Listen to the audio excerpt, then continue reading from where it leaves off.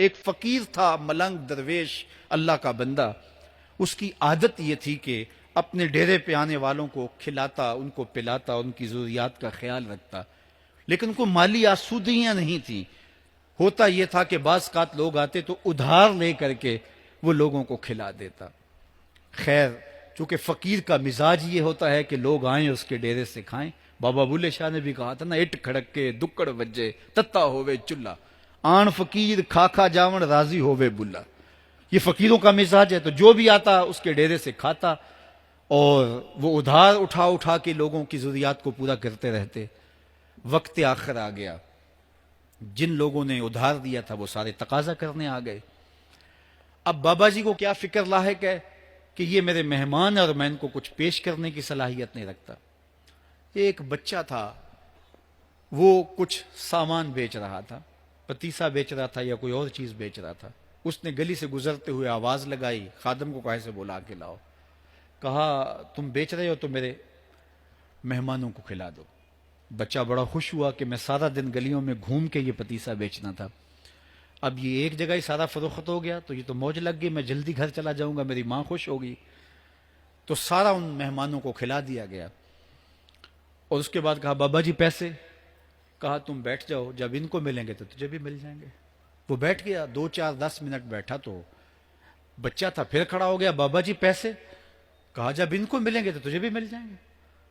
پھر آدھا گھنٹہ گزرا تو پھر اس نے کہا بابا جی پیسے؟ میری ماں میرا انتظار کر رہی ہے، ہمارے گھر کا چولہا اسی سے جلتا ہے، میں یہ پیسے لے کر جاؤں گا اور میری ماں کوئی ہنڈیا خریدے گی اور ہم شام کا گھر کا کوئی سلسلہ کریں گے. کہا بیٹا جب ان کو ملے گا تو تجھے بھی مل جائے گا. بچے نے رونا شروع کر دیا. یتیم بچہ تھا، اس کا سارا آسرا یہی تھا. اس نے رونا شروع کر دیا. جب بچہ رویا اللہ کی رحمت کو جوش آیا. کوئی مرید نذرانہ لے کے ان بزرگوں کے پاس آ گیا اور اشرفیوں کی بھری ہوئی تھیلی پیش کی. وہ اتنے پیسے تھے کہ اس بچے کو بھی دیے، جتنے لوگ آئے تھے سب کا قرض چکایا. کہا جاؤ گھروں کو.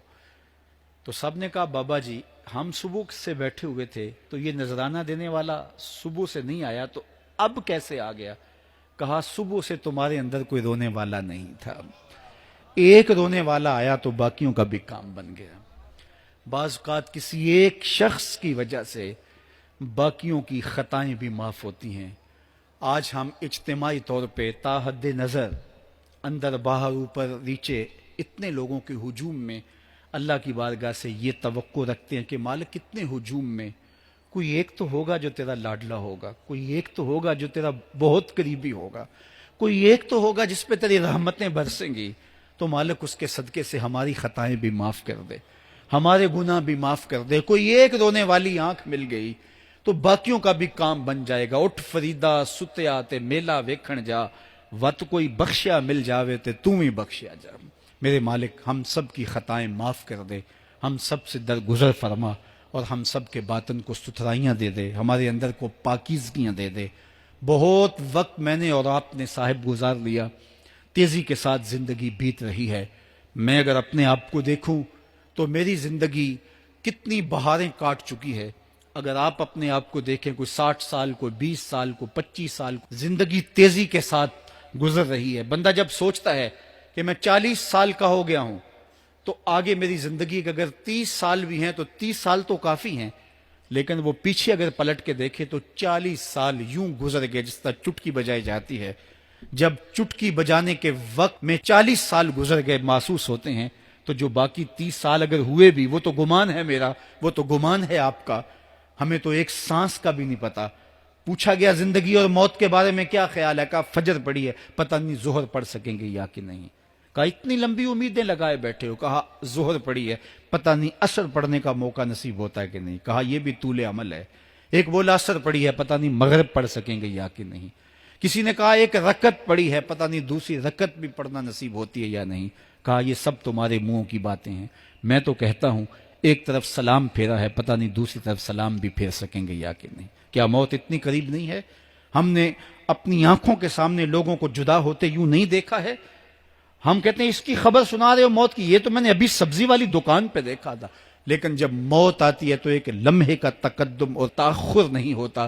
تو صاحب آئیے اپنی زندگی کو اللہ اور اس کے رسول کی راہوں پہ ڈالیں. آج وقت ہے، آج موقع ہے، آج توبہ کا دروازہ کھلا ہے. کل سب کچھ نہیں ہوگا. آج اس کی رحمتیں آواز دے رہی ہیں.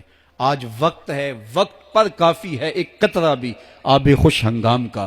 جل گیا جب کھیت برسا می تو پھر کس کام کا.